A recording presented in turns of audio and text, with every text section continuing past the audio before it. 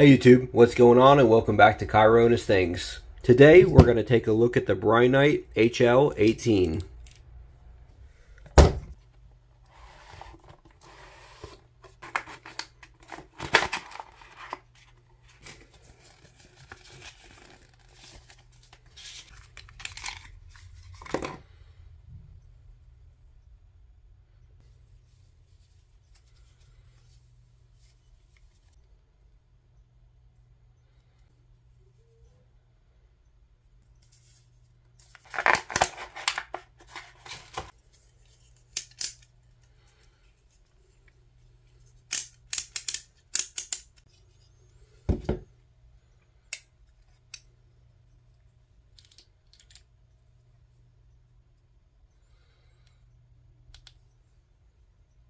Let's get started with the size on this. We're looking at 5 inches in length top to bottom, or 127 millimeters. And on the max diameter on the head here, we've got 1.1 inch or 28 millimeters. And on the weight, we're looking at 3.2 ounces without battery. Now for some comparisons here, so this is an 18650 light. Here's another 18650 light. This is the Armitech Wizard C2WG. So it's a bit smaller than this Brinyte. Now consider that this Brinyte has this big swiveling head on it, which makes it longer. And we have the Sofern IF24, which is also an 18650 light, and you'll see those are pretty close in height. Sofern's a little bit shorter, but a little bit thicker. So starting with the back of the light here, we do have a magnet on the back, so you'll see I can just stick it right there, and that's stuck. Now let's open it up. We'll take a look at that 18650 in there. Alright, so we have a 31 milliamp, 3.6 volt, 18650 battery, button top. Alright. Got a pretty strong string in there too, so it takes me a second to get that in there. And on the body, you'll see we have this kind of like just square texture. I'm not exactly sure how to describe it. Feels pretty good on your fingers though. I wouldn't say that like it locks you in perfectly, but feels good. I like it, and I think it actually looks pretty good as well. And then you'll see we have this two-way clip that it comes with, so you can clip it on here or here. In my opinion, I'm not a huge fan of the way that it comes, where you would leave this with your head sticking out. So I'd recommend pulling this off and rotating it, which I haven't even done yet, because I don't usually use the pocket clip personally. But if you do, I'd recommend flipping this around, sticking it here. That way only that sticks out of your pocket instead of that. Alright. Now up here on the button, it's actually got this rubber button here with that Brinyte logo.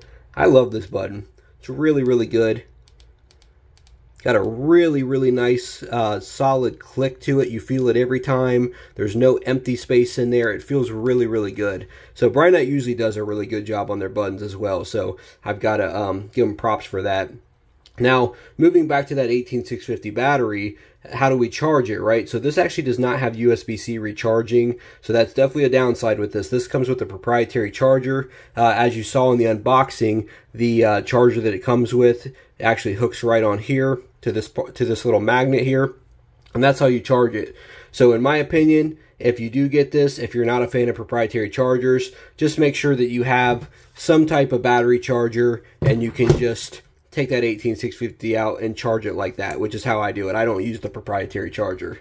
If we turn the light on, you'll see though, around that little charging port there though, that's where you can actually see the battery indicator of the light. So right now it's green, so I'm good. I'm over 70% battery. Alright, onto the head here. So as we already talked about, we've got this swiveling head. So basically you can have a flashlight that goes straight out, or you can have a 90-degree light. So this is obviously going to be really, really good if you're in plumbing, construction, anything like that, anything hands-on to where you're going to need both. This is really great. I love that they did this with the swiveling head. I think it's pretty nice, and it works really well. It feels solid. It doesn't feel cheap or anything like that. It feels good. So on the top here, we do have a textured bezel, not sharp at all. This is not intended to be like a striking bezel. It's not a tactical light or nothing like that. It's just a textured bezel. I like that it's there though, because the way I see it, it's a little bit extra drop protection. So if I drop this, it's more than likely to bang up this bezel than it is to bang up the glass, because you'll see the glass is recessed down in there underneath the bezel.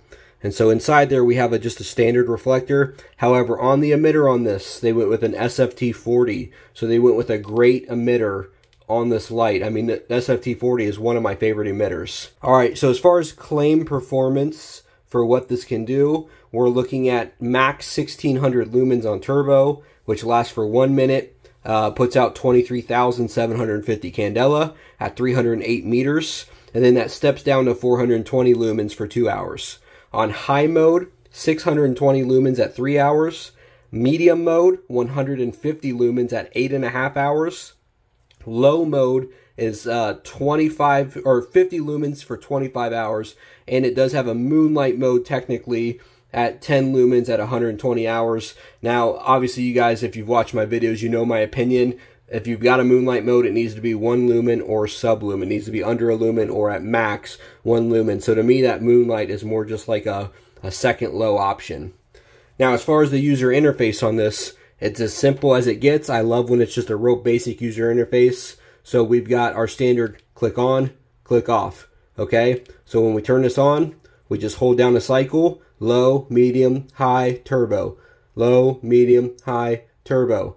I'm going to turn it off. Now this will have memory mode, so it turns back into turbo. Now let me leave it off on low mode.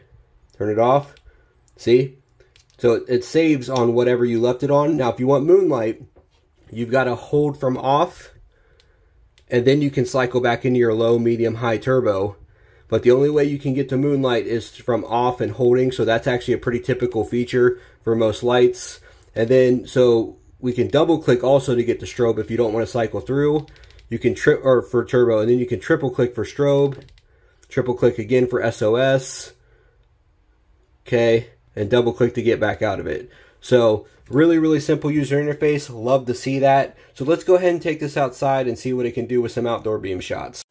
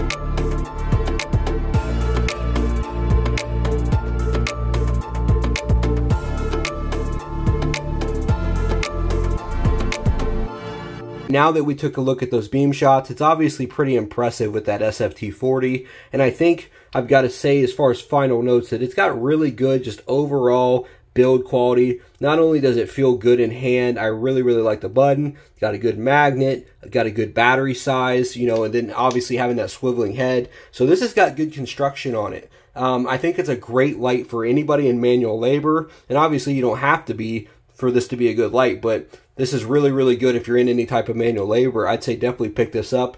Got solid construction, solid performance, but the two things that kind of bother me are that proprietary charger and not having a true moonlight mode under 1 lumen. But if those two things aren't too big of a deal for you, I definitely recommend this light, and I think it's a great light to take to work with you.